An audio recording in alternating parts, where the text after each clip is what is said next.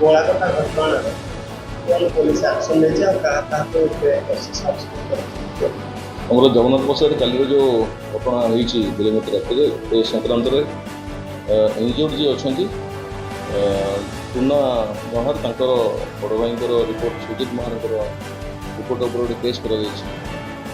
ନାଥୁଦଲ case number case number 118 ଏବଂ ଏଇଟା 109 case ହେଇଛି ଏବଂ ସେଇ କେସ୍ରେ ନିଜେ ଯିଏ ଅଛନ୍ତି ଇଞ୍ଜୁର୍ଡ ଅଛନ୍ତି ସେ ତାଙ୍କ ବୁର୍ଲାରେ ସେ ଟ୍ରିଟମେଣ୍ଟ ହେଉଛନ୍ତି। ତାଙ୍କର ମଧ୍ୟ ବୟାନ ରେକର୍ଡ କରାଯାଇଛି ଏବଂ ଏଥିରେ ଯେଉଁମାନେ ଯେଉଁ ଲେବର ହଟରେ କାମ କରୁଥିଲେ ସେମାନେ ସେ ଯେଉଁ ମିଶିକି ରହୁଥିଲେ ଏବଂ ସମସ୍ତ ଯେଉଁମାନେ ଲେବର ମାନେ କାମ କରୁଥିଲେ ତାଙ୍କୁ ମଧ୍ୟ ଅଣାଯାଇଛି ଇଣ୍ଟରୋଗେସନ୍ ହେଉଛି କେମିତି ଘଟଣା ଘଟିଲା କେଉଁ ପରିସ୍ଥିତି ଘଟଣା ଘଟିଛି ବନ୍ଦ ଚାଲିଛି।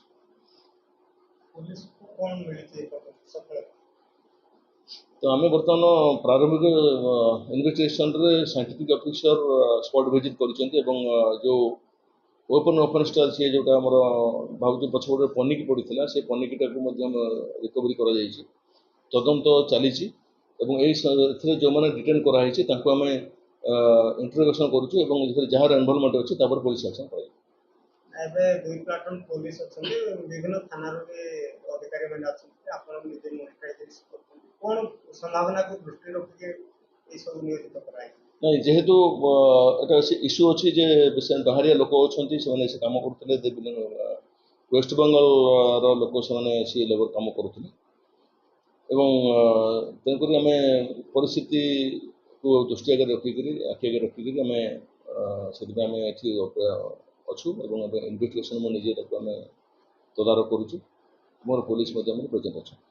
ଯେତିକି ସବୁ ଘର ଭଡ଼ା ରହୁଛନ୍ତି ବାହାର ଷ୍ଟେଟରୁ ଆସିକି ସେମାନେ ତ ଆମର ମଧ୍ୟ ଭେରିଫିକେସନ୍ ଜାରି ରହିବ। ଯେଉଁମାନେ ସବୁ ଘରେ କାହାକୁ ରଖୁଛନ୍ତି ଭଡ଼ାରେ ସେମାନଙ୍କର ମଧ୍ୟ କର୍ତ୍ତବ୍ୟ ରହୁଛି ଯେ କିଏ ଭଡ଼ା ରହିଲେ କାହାକୁ ସେ ଭଡ଼ା ଦେଲେ ସେ ଲୋକର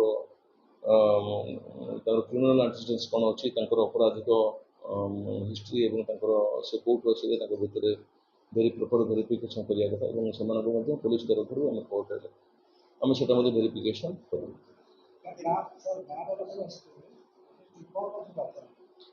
ହଁ ସେମାନଙ୍କର ଥିଲା ଯେ ଯେଉଁମାନେ ସେ ବାହାରୁ କାମ କରି ଆସୁଛନ୍ତି ବେସିକାଲି ଯେଉଁ ବାଙ୍ଗଲା ଯେଉଁ ୱେଷ୍ଟବେଙ୍ଗଲରୁ ସେମାନେ ପ୍ରପର୍ ଭେରିଫିକେସନ୍ କରାଯାଉ ଏବଂ ସେ ଭେରିଫିକେସନ୍ ତାଙ୍କର ସେ କେଉଁ ଦେଶରେ ଆସିଛନ୍ତି କ'ଣ ହେଉଛନ୍ତି ସେଟାକୁ ଭେରିଫିକେସନ୍ ପ୍ରପର୍ଲି କରିକି ସେମାନଙ୍କ ଉପରେ ଆକ୍ସନ୍ ଜଟିଳ ଅଛି ପରିସ୍ଥିତି ଏଠି ନା କିଛି ଜଟିଳ ପରିସ୍ଥିତି କିଛି ନାହିଁ ସବୁ ପରିସ୍ଥିତି ଅଛି।